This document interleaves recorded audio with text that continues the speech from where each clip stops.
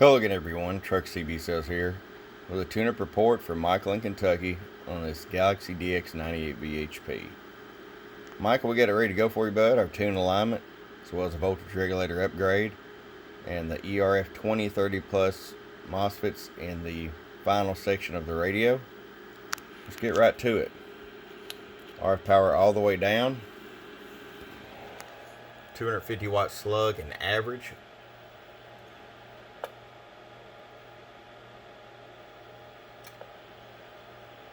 5 watts all the way down, just in case you decide to run an amplifier. 50 watts all the way up. Show you average power swing. Low, 130 bird average. Let's go over to the 500 watt slug in PEP. Low,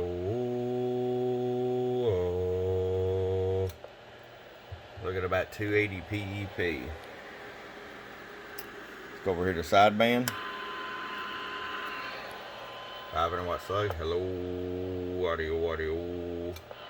And you're getting about 270. Alright, Michael, it's ready to come to you. I hope you enjoy it. From your friend Truck at www.truckscbsales.com. Bump.